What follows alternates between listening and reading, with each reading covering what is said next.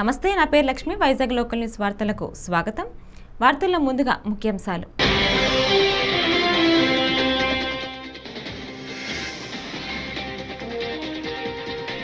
విశాఖ ఉక్కు ఎప్పటికీ ప్రైవేట్ పరం కాదు, పల్లా శ్రీనివాస్.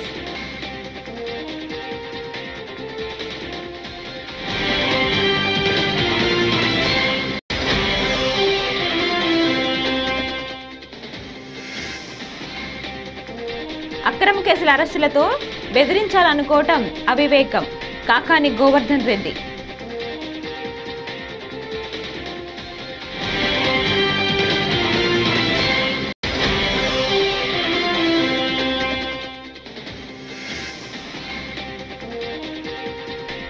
కృష్ణా జిల్లాలో సందడి చేసిన Miss World Opal Suchata చువాంగ్ Shri.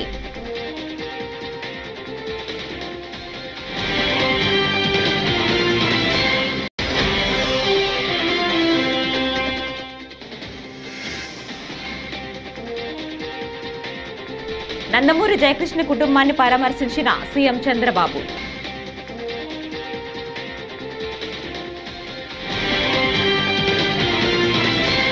ఇక డీటెయిల్స్ చూస్తే, విశాఖ ఉక్కు ప్రైవేట్ పరం అవుతోందంటూ వైసీపీకి అనుబంధంగా ఉన్న కొంతమంది నాయకులు, కార్మిక సంఘాల నేతలు చేస్తున్న ప్రచారం నిరాధారమని టీడీపీ రాష్ట్ర అధ్యక్షుడు పల్లా శ్రీనివాసరావు స్పష్టం చేశారు.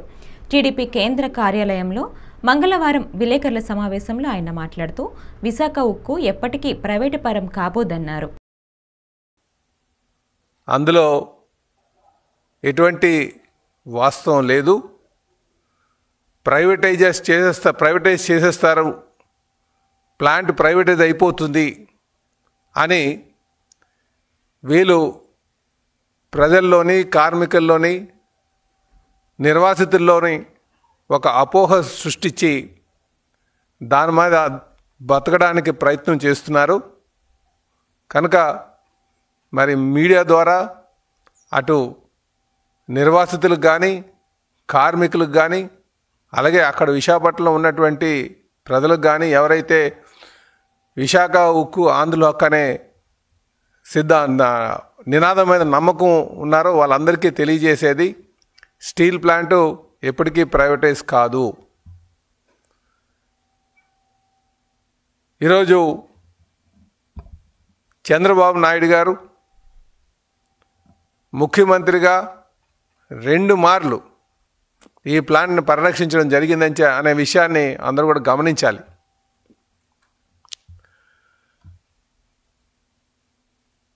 సుమారు 14,440 కోట్లు ఈ ప్లాంట్కి అటు స్టేట్ గవర్నమెంట్ నుంచి, ఇటు సెంట్రల్ గవర్నమెంట్ నుంచి డబ్బులు తీసుకొచ్చి దాన్ని కాపాడినటువంటి పరిస్థితి మరి అందరూ కూడా గమనించాలి. అంటే కేంద్ర ప్రభుత్వం నుంచి 11,440 కోట్లు తీసుకురావడం జరిగింది. అలాగే రాష్ట్ర ప్రభుత్వం నుంచి సుమారు 2,600 కోట్లు తీసుకొచ్చి అక్కడ ఆ ప్లాంట్ని కావలసినటువంటి ముడి సరుకులు కావచ్చు, లేకపోతే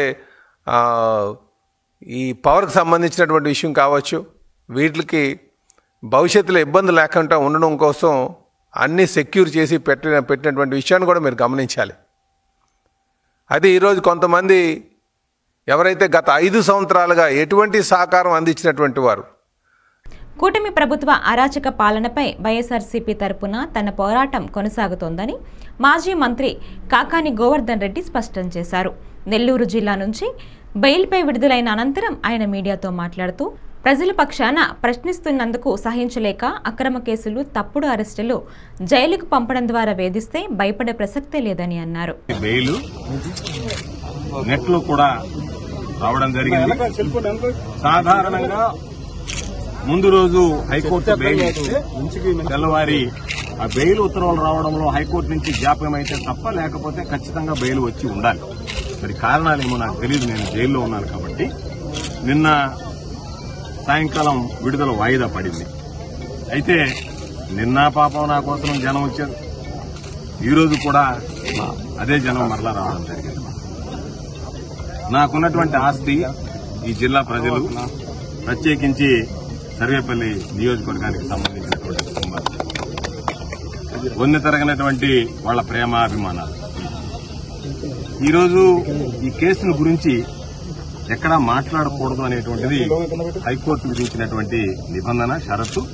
కాబట్టి ఆ షరతులకు లోబడి ఈరోజు ఈ హైకోర్టు మంజూరు చేసినటువంటి బెయిల్ విషయంలో నేను ఏది కూడా వ్యాఖ్యానించదలుచుకోలేదు. అయితే బహుశా నెల్లూరు జిల్లాకు సంబంధించి 2 సార్లు శాసనసభ్యుడిగా, ఒకసారి జిల్లా పరిషత్ చైర్మన్ గా, ఒకసారి మంత్రిగా పనిచేసినటువంటి వ్యక్తిని ఇన్ని రోజులు జైల్లో పెట్టడం అనేటువంటిది ఇది ప్రథమంగా జరిగింది. అంటే ఎక్కడ లేనటువంటి సాంప్రదాయాలని ఈరోజు కూటమి ప్రభుత్వం పరిచయం చేస్తుంది.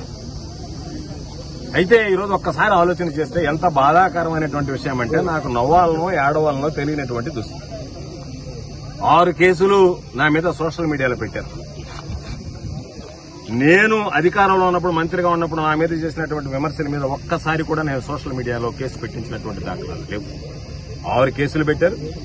ఆ తర్వాత మరలా ఈరోజు హైకోర్టు మంజూరు చేసినటువంటి ఈ కేసు పెట్టారు. దాని మీద 7 పీటీ వారెంట్లు వేశారు. 7 పీటీ వారెంట్లు ఎంత నవ్వొచ్చాయంటే, ఎప్పుడో ఎన్నికల కమిషన్ టైంలో జరిగినటువంటి లిక్కర్ కేసు. ఆ రోజు మా ప్రభుత్వం అధికారంలో లేదు. ఆ కేసు రిజిస్టర్ అయింది. కూటమి ప్రభుత్వం అధికారంలోకి వచ్చింది. ఆ రోజు కూటమి ప్రభుత్వంలో పనిచేసి కృష్ణా జిల్లాలో Miss World Opal Suchata Chuangsri Miss Asia Krishna గ్రావిడెస్ సందడి చేశారు. గుడ్లవల్లేరు మండలం డోకిపర్రు గ్రామంలో సుధారెడ్డి ఫౌండేషన్, మెగా ఫౌండేషన్ ఆధ్వర్యంలో ఏర్పాటు చేసిన బ్రెస్ట్ క్యాన్సర్ స్క్రీనింగ్ సెంటర్ను వారు ముఖ్య అతిథులుగా హాజరై ప్రారంభించారు.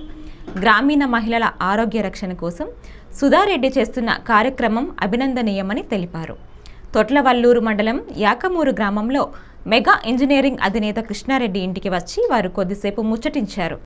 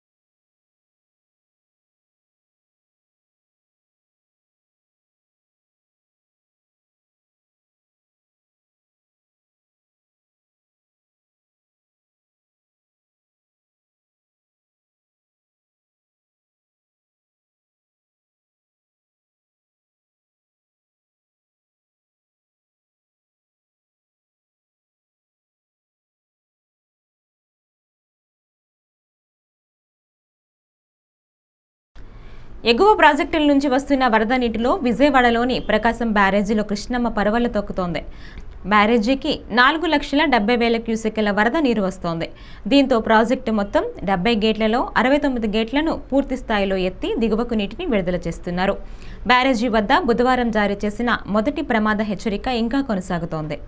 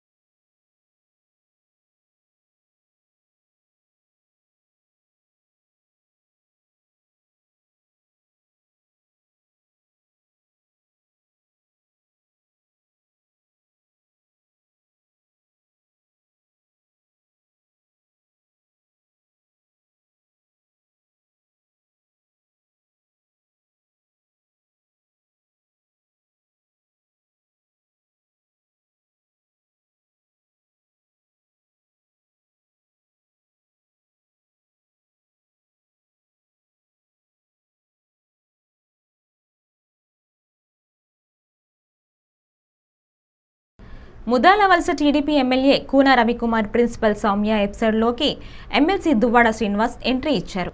మంత్రి రేసులో కూన రవికుమార్ ఉండటంతో అచ్చెన్నాయుడు కుట్ర చేస్తున్నారని దువ్వాడ విమర్శలు గుప్పించారు. కావాలనే సౌమ్య బదిలీ అంశాన్ని రాదాంతం చేస్తున్నారని ఆరోపించారు.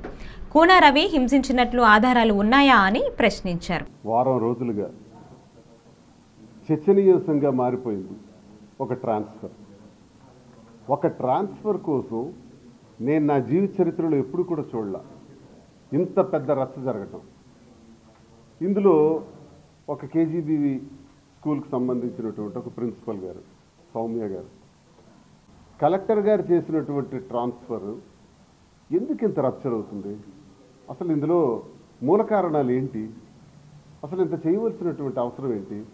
ట్రాన్స్ఫర్ సహజమే కదా.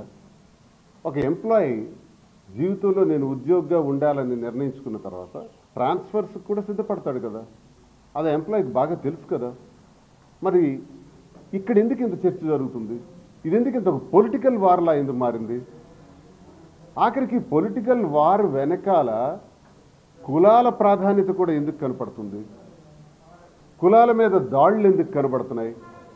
అసలు ఎవరెవరు ఏం చేయాలనుకుంటున్నారు, ఏం చేయబోతున్నారు, కథ ఎటు నడుస్తుంది? నేనైతే ఒక ఎమ్మెల్సీగా, ఒక తటస్థుడిగా, ఇప్పుడు నేను ఒక ఇండిపెండెంట్గా ఈ విషయాన్ని నేను పూర్తిగా పరిశీలిస్తే చాలా ఉంటాయి. ఈ కులాల పైన దాడులు జరుగుతున్నాయి. టెక్కల్ నియోజకవర్గంలో అదే జరుగుతుంది. ఒకే కులానికి చెందిన వాళ్ళు అటెండర్ నుంచి ఆర్డీఓ వరకు ఉన్నారు. అది మంత్రి కులానికి చెందిన వాళ్ళు. మిగతా కులాలన్నింటి మీద కూడా విపరీతంగా అరెస్టులు, కేసులు, జైళ్ళు, బెదిరింపులు, స్కీమ్స్ రద్దు చేయడాలు, ఒక రకంగా ఒక నియంతృత్వ పాలన అక్కడ టెక్కల్లో జరుగుతుంది. అదే జిల్లాలో కూడా జరుగుతుంది. ఎక్కడ చూసినా అదే పరిస్థితి నడుస్తుంది. ఈరోజు ఇటువంటి టార్చర్కే మనం వెళ్ళాలనుకుంటే మరి సాక్షాత్తు మంత్రి అచ్చెన్నాయుడు కూడా నిన్న ఒక నిర్వాహకం చేశాడు. అగ్రికల్చర్ మినిస్టర్ కదా ఈయన పేషీలో జనరల్ మేనేజర్ పొజిషన్లో రాజ్మోహన్ గారు ఉన్నారు. ఈయన వీసీ అండ్ ఎండీకి ఒక లెటర్ పెట్టాడు. ఒక విచిత్రంగా ఈ లెటర్ నిన్నే వచ్చింది, చాలా ఆశ్చర్యంగా. ఈ లెటర్లో ఏంటంటే ఏదైతే మ్యానుఫ్యాక్చరర్స్ ఉంటారో, అంటే వైసీపీ కాలంలో సిఎంసి ద్వారా మనం ఏదైతే మెషినరీ అంటే వ్యవసాయ పనిముట్లు, యాంత్రికంగా వ్యవసాయం చేయడానికి కావాల్సినటువంటి పనిముట్లు సరఫరా చేసే కంపెనీలతో డైరెక్ట్గా నాకు లింక్ చెయ్యు, ఒమిషన్స్ కోసం, కమిషన్స్ కోసం అని మంత్రి ఓఎస్డి ప్రజరిస్తున్నాడు. ఎవరి మీద? రాజ్మోహన్ మీద, జనరల్ మేనేజర్ మీద ప్రజరిస్తున్నాడు. ఆ జనరల్ మేనేజర్ వీసీకి, ఎండీకి ఓ లెటర్ రాసి నాకింత ప్రజరిస్తున్నారు, కమిషన్స్ కోసం ప్రజరిస్తున్నారు, నేను మానసిక ఒత్తిడికి తట్టుకోలేక, ఇంకో ఆప్షన్ లేక, అవినీతి చేయలేక, ఓఎస్డి తాలూకా మంత్రి తాలూకా ఓఎస్డి దుర్మార్గాన్ని తట్టుకోలేక నేను సెలవు పెడుతున్నాను అన్నాడు. మరి దీని సంగతి ఏంటి? మిస్టర్ కృష్ణదాస్ పరామర్శిద్దామా? పరామర్శించరా? మరి ఈయనకి జరిగిన అన్యాయానికి రాష్ట్ర స్థాయిలో నిన్ననే, ఈరోజు సౌమ్యకి జరిగింది. ఓకే, అచ్చెన్నాయుడు చెప్పాడు కాబట్టి కృష్ణదాస్ వెళ్ళి పరామర్శించాడు, వెళ్ళి సంఘీభావం తెలిపిస్తాడు. మరి ఈయనకు పరామర్శించవా మిస్టర్ కృష్ణదాస్ అండ్ ధర్మాన ప్రసాద్? మరి దీనికి ఏమంటారు? ఇది మానసిక ఒత్తిడి కాదా? ఒక అధికారికి ఎంత దౌర్భాగ్యమైన పరిస్థితులు కల్పిస్తున్నటువంటి మంత్రి అచ్చెన్నాయుడు మరి రవికుమార్ మీద ఎంత సబ్జెక్ట్ చేస్తున్నారే, మరి మంత్రి అచ్చెన్నాయుడు మీద చేయరా? మిస్టర్ కులానికి చెందిన వాళ్ళు ఎందుకు ఈ జిల్లాలో ఎక్కువ పనిచేస్తున్నారు? శ్రీకాకుళంలో కానీ, లేకపోతే ఈ జిల్లాలో కానీ, టెక్కల్లో కానీ ఏంటి దాష్టికం? ఎవడి మీద రౌడీ చేయాలని మీరు అనుకుంటున్నారు? ఇదే జరిగితే, అది మా బుర్రల్లో కానీ పొరపాటున ఎక్కింది అంటే ఖచ్చితంగా నేను ధర్మాన ప్రసాద్కి, కృష్ణదాస్కి, అచ్చెన్నాయుడికి వార్నింగ్ ఇస్తున్నాను. We will start the game. మేము స్టార్ట్ చేస్తాం. దేన్ని మేము ఏ స్థాయికి వెళ్ళాలో మరో ఉద్యమమే ప్రారంభమవుతుంది. జాతికే నష్టం జరుగుతుందంటే దాని పక్షాన్ని కూడా నిలబడతాడు శ్రీనివాస్. జాతికి నష్టం జరుగుతుందంటే నిలబడుతూ ఆ జాతి మీద ఆధారపడిన ఇతర కులాలన్నిటి కోసం అవసరమైతే ప్రాణత్యాగాలు చేసినా సరే. కల్లూరు మండలం పందిపాడు గవర్నమెంట్ కాలనీలో సిపిఎం నేతలు పర్యటించి రోడ్లు, కాలువలు, మంచినీటి పైపులు లేకపోవడంతో ప్రజలు పడుతున్న ఇబ్బందులను బుధవారం పరిశీలించారు. వర్షాలు పడితే ఇళ్లలోకి నీళ్లు చేరి పాములు తేళ్లు వంటి సమస్యలు తలెత్తుతున్నాయని ఇళ్ల నిర్మాణ పథకాలను పెంచాలని వారు ప్రభుత్వాన్ని కోరారు. కర్నూలు నగరంలో ఉండే పేద ప్రజలకు ఇందిరమ్మ ఇండ్ల పేరుతో 2008-2009లో పందిపాడు రైతుల నుంచి స్థలాన్ని కొనుగోలు చేసి దాదాపు 52 ఎకరాలు 2500 మందికి ఇక్కడ ఇళ్ల స్థలాలు ఇవ్వడం జరిగింది. ఏదైతే 2008-2009 గఫూర్ గారు ఎమ్మెల్యే ఉన్న కాలంలో ఈ స్థలాన్ని కొనుగోలు చేసి పేదలందరినీ ఐడెంటిఫై చేసి ఇక్కడ ఇవ్వడం జరిగింది. అప్పటి నుంచి ఇప్పుడు దాకా ఎలాంటి అభివృద్ధికి నోచుకోలేదు. ఇట్లా చూస్తే మొత్తం నీటి గుంటలుగా ఏర్పడి పాములు తేళ్లు కప్పలతో ఈరోజు నిద్ర లేని రాత్రులు ఇక్కడ ఉండే పేద ప్రజలు గడుపుతున్నారు. చాలా మంది ఇండ్లు గాని కట్టుకోవడానికి ముందుకు రావట్లేదు. కనుక మేము కోరేది ఒకటే, గతంలో ఇందిరమ్మ ఇండ్ల పేరుతో ఈ స్థలాలు ఇచ్చారు. తర్వాత రాష్ట్ర విభజన అయిపోయిన తర్వాత తెలుగుదేశం గవర్నమెంట్ అధికారంలోకి వచ్చింది. ఇది ఇందిరమ్మ కాలనీ కనుక ఎలాంటి అభివృద్ధి చేయలేదు. ఇందిరమ్మ పేరున్న కారణంగానే ఈ అభివృద్ధికి ఎలాంటి అభివృద్ధికి నోచుకోలేదు. తర్వాత గెలిచిన Jaganmohan Reddy government YCP government అధికారంలోకి వచ్చిన తర్వాత ఈ కాలనీ పేరు జగనన్న కాలనీగా మార్పు చేశారు. ఈ కరెంటు సౌకర్యం కొంత కల్పించడం జరిగింది. తర్వాత ఇక్కడ రోడ్లు గాని కాలువలు గాని నీళ్లు గాని ఎలాంటి సౌకర్యం కల్పించకపోవడం వల్ల ప్రజలు ఇబ్బంది పడుతున్నారని సిపిఎం పార్టీగా అనేక సార్లు కలెక్టర్ గారి దృష్టికి కమిషనర్ గారి దృష్టికి ప్రభుత్వం దృష్టికి తీసుకురావడం జరిగింది. కనుక మేము కోరేది ఒకటే, పేర్లతో తగాదా ఉంది. ఈడ పేర్లు ఏమైనా పెట్టుకోండి, మీరు జగన్మోహన్ రెడ్డి పేరు పెడతారా చంద్రబాబు నాయుడు పేరు పెడతారా ఏ పేరు అయినా పెట్టుకోండి. మాకు కోరేది ఒకటే, ఇక్కడ ఉండే ప్రజలందరికీ రోడ్ల సౌకర్యం కావాలా, కాలువల సౌకర్యం కావాలా, అలాగే మంచినీళ్ళ సౌకర్యం కావాలా, బస్సు సౌకర్యం కావాలా, అలాగే ఇక్కడ కట్టుకోవడానికి ప్రభుత్వము ఇండ్ల ఏదైతే గతంలో 1,70,000 ఇచ్చేది కనుక అలాంటి డబ్బులు ఏమీ సరిపోవడం లేదు. ఇప్పుడు అన్ని రకాల మెటీరియల్ పెరిగాయి. కనుక మేము కోరేది ఒకటే, 10 లక్షల రూపాయలు కనీసం ఇండ్లు కట్టుకోవడానికి రుణాలు ఇస్తే ఈ కాలనీ అభివృద్ధి అవుతుంది. కనుక మేము కోరేది, ఏదైతే గతంలో జగన్మోహన్ రెడ్డి ఈ జగనన్న కాలనీ పేరుతో ఈ కాలనీకి పేరు మార్పు చేశారో, ఇక్కడుండే కూటమి ప్రభుత్వం పేద ప్రజల బాగోగులు చూడాలా, పేరు మార్చినా మాకు అభ్యంతరం లేదు, అభివృద్ధి చేయండి అని చెప్పేసి మేము సిపిఎం పార్టీగా ఈరోజు ఈ కాలనీని పర్యటిస్తున్నాం. నడవడానికి రోడ్డు లేని పరిస్థితి, ఎక్కడి వాళ్ళు అక్కడ రాత్రిపూట అయిందంటే ఎక్కడే నగరంలోనే పండుకోవాల్సిన పరిస్థితి ఉంది. కనుక ఈ కాలనీకి రావాలంటే రోడ్లు వెంటనే వేయాలా, డ్రైనేజీ కాలువలు కట్టాలా, తాగడానికి మంచినీళ్ళు ఇవ్వాలా, ఇండ్లు కట్టుకోవడానికి రుణాలు ఇవ్వాలని చెప్పేసి మేము సిపిఎం పార్టీగా డిమాండ్ చేస్తున్నాం. నందమూరి జయకృష్ణ కుటుంబాన్ని ఏపీ సీఎం చంద్రబాబు పరామర్శించారు. ఎన్టీఆర్ పెద్ద కుమారుడు నందమూరి జయకృష్ణ సతీమణి పద్మజ అనారోగ్య కారణంగా ఇవాళ ఉదయం ప్రాణాలు కోల్పోయారు. ఈ నేపథ్యంలో సీఎం చంద్రబాబు పద్మజ భౌతికాయానికి నివాళులర్పించారు.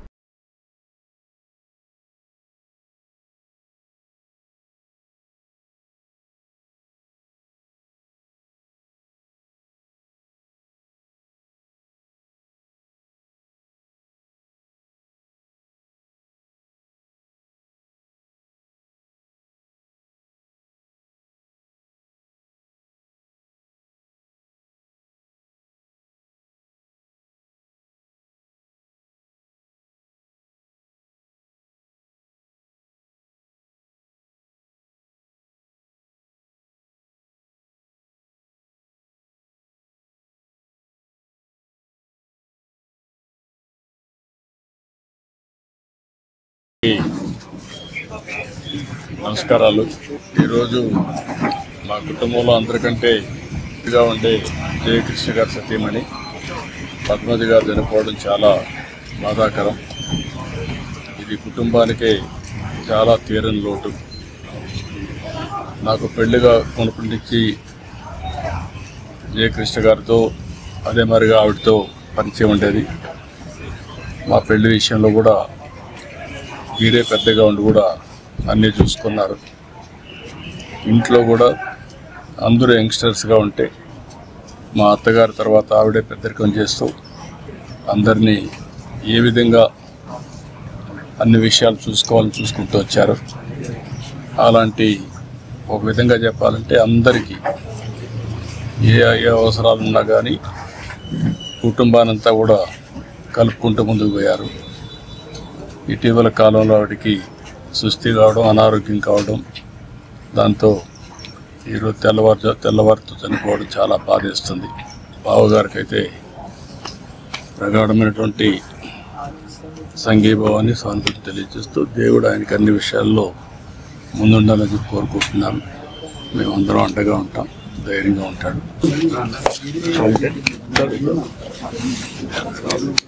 అందులో పుట్టిన వాళ్ళు గిట్టక తప్పదు. కానీ మాకు అమ్మగారు అక్కడ ఉండేవారు మెడ్రాస్లో. నాన్నగారు అప్పుడు అక్కడ మెడ్రాస్లో ఉండేవారు షూటింగ్ నిమిత్తం. ఎప్పుడన్నా చుట్టూ చూపున వచ్చి వెళ్తూ ఉండేవాళ్ళు. అమ్మగారు నాన్నగారిని చూసుకోవడం, ఇప్పుడు ఆయన పద్ధతులు, ఆయన పొద్దున్న లేవడం, షూటింగ్కి వెళ్ళడం, ఆయన అన్ని దగ్గర ఉండి చూసుకునేవారు. మాకు అమ్మతో సమానం. ఇక్కడ మా వదిన గారు భగవంతుడు ఆవిడ శాంతి చేకూర్చాలని. పీపుల్స్ స్టార్ ఆర్ నారాయణమూర్తి చిత్రాల్లో జీవితపు లోతులుంటాయని నటుడు బ్రహ్మానందం అన్నారు. ఆయన తన కోసం కాకుండా సమాజం కోసం సినిమాలు తీస్తున్నారని ప్రశంసించారు. నారాయణమూర్తి నిరంతరం ప్రజల గురించే ఆలోచిస్తారు. ఈ సినిమా కూడా పేద ప్రజల కోసమే తీశారు. ఒక చొక్కా ప్యాంట్, అదే ఆయన జీవితం. ఆయన జీవితం మీకు అంకితం. చివరి శ్వాస వరకు మీకోసం కష్టపడుతూనే ఉండాలని కోరుకుంటున్నానని బ్రహ్మానందం అన్నారు. ఆర్ నారాయణమూర్తి ప్రధాన పాత్రలో నటిస్తూ స్వీయ దర్శకత్వంలో నిర్మించిన చిత్రం యూనివర్సిటీ పేపర్ లీక్ ఆగస్టు 22న ఈ చిత్రం ప్రేక్షకుల ముందుకు రానుంది. ఈ సందర్భంగా హైదరాబాద్లో యూనివర్సిటీ చిత్రాన్ని బ్రహ్మానందం ప్రత్యేకంగా వీక్షించారు. అవినీతి బంధుప్రీతి చీకటి బజారు అలుముకున్న ఈ దేశం ఎడ్డు దిగజారు అన్నాడు శ్రీశ్రీ 50 ఏళ్ల క్రితం అనుకుంటా. కాబట్టి ఇవాళన్న మాట కాదని, దాన్ని ఇవాళ వరకు ఎక్కడ ఏ రకమైన సమస్య ఉన్నా ఈయన ఒక అద్భుతమైనటువంటి రీతిలో దాన్ని మామూలు మనుషులకు కూడా అందుబాటులో ఉండాలి అని కష్టపడి సినిమా తీసి మీకోసం, తన కోసం కాదు, తన ఈ చొక్కా, ఈ ప్యాంటు, అదే తన జీవితం మీకు అంకితం. అంతే. అది చివరి శ్వాస వరకు ఇంకా కష్టపడుతూనే ఉండాలని భగవంతుడిని నేను కోరుకుంటూ. చూడండి ఎంత త్యాగం చేసి ఎన్ని అంటే ఎవడే మరి ఇప్పుడు ఇట్లాంటి సినిమాలన్నీ మేము ఏం చూస్తాం సార్, మీరు ఏదో చెప్తారు. ఎట్లాంటి సినిమాలు?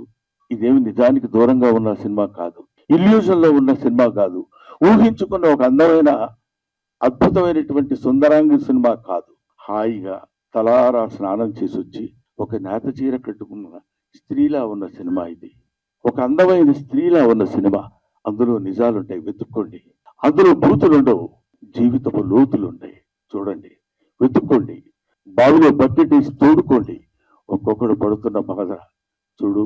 కొన్ని డైలాగ్స్ అందులో చెప్తున్నప్పుడు నేను వింటే, ఒరే పెద్ద వాళ్ళకి కావాల్స్తే నాది కిడ్నీయే కాదురా, ఇంకా చాలా ఉన్నాయి, అవన్నీ అమ్మవచ్చు. పెద్దోళ్ళకి కావాలనుకోరా, బోళ్ళంత డబ్బు పెట్టుకుంటారు. ఏమిటా మాటలు! ఎంత అద్భుతంగా ఇలాంటి సినిమాలు తీస్తున్న వాళ్ళని, ఇలాంటి సినిమాల కోసం పరితపిస్తున్న వాళ్ళని, సినిమా కోసం తీసి, art is for the sake of people, not art is for the sake of our selfs. Narasaraopet మాజీ MLA doctor Gopireddy Srinivasareddy good morning Narasaraopet కార్యక్రమాన్ని అడ్డుకోవడం, కార్యకర్తలపై కేసులు పెట్టడంపై ప్రభుత్వానికి పోలీసులు బుధవారం తీవ్ర హెచ్చరికలు జారీ చేశారు. పరిపాలనపై విమర్శలు చేస్తే కార్యకర్తలను వేధించడం దారుణమని, తమకు కూడా ఒక రోజు వస్తుందని, అప్పుడు బయటకు వచ్చే పరిస్థితి ఉండదని ఆయన గుర్తు చేశారు. కేసులు పెట్టినా కార్యక్రమాన్ని ఆపేది లేదని స్పష్టం చేశారు. మిథున్ రెడ్డి గారు ఈ యొక్క లిక్కర్ కేసులో అరెస్ట్ చేశారు. సరే, రాజమండ్రి జైల్లో పెట్టారు. జనరల్గా నాయకుడు ఎవరైనా అరెస్ట్ అయినప్పుడు కార్యకర్తలు దేవుడు ప్రార్థనలు చేయటం కానీ, కొబ్బరికాయలు కొట్టడం కానీ, వాళ్ళ యొక్క యోగక్షేమాల కోసం జనరల్గా చేస్తూ ఉంటాం. నిన్న మిథున్ రెడ్డి గారి కోసం ఒక 17 మంది వాళ్ళ పార్లమెంటు కాన్స్టిట్యున్సీకి సంబంధించిన కార్యకర్తలు మెట్ల మార్గంలో తిరుపతి వెళ్తూ ఉంటే వాళ్ళని ఆపి కిందకి పోలీస్ స్టేషన్ తీసుకొచ్చి కూర్చోబెట్టడం జరిగింది, అరెస్ట్ చేయడం జరిగింది. అంటే ఇంత దారుణంగా ఎందుకు ఈరోజు చేయాల్సిన అవసరం ఏంటి? ఎవరి అభిమానం వాళ్ళకు ఉంటుంది. అభిమానం ఉన్నంత మాత్రాన మీరు ఈ విధంగా అరెస్ట్ చేసే కార్యక్రమం ఒక దేవుడు కార్యక్రమానికి దేవుడికి చెప్పుకోవడానికో లేకపోతే ఆయన యొక్క యోగక్షేమాలు ఆరోగ్యం బాగుండాలని చెప్పి వాళ్ళు వెళ్ళి పైన పూజలు చేయడానికి వెళుతూ ఉన్నారు. దానికి కూడా మీకు అభ్యంతరం ఏంటన్నా? ఇలా ఏకపక్ష నిర్ణయాలు ఏకపక్ష పరిపాలన సాగుతోంది రాష్ట్రంలో.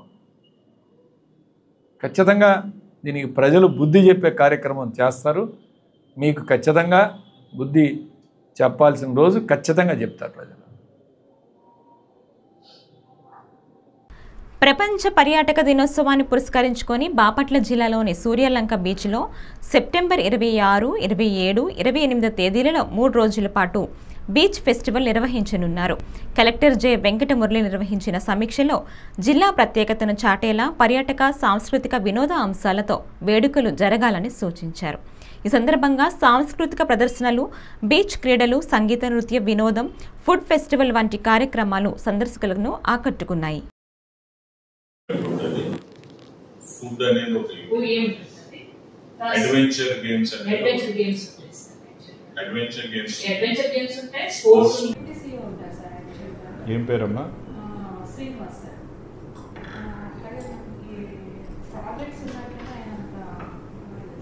శ్రీనివాస్ చేయొచ్చు.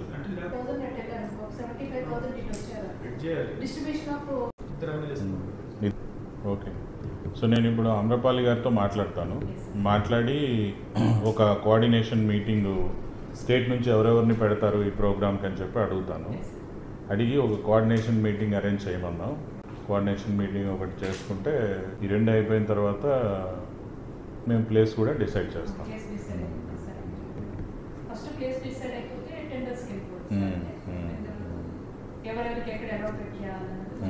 అది సీఎం గారి ప్రోగ్రామ్ ఇక్కడే చేద్దాం.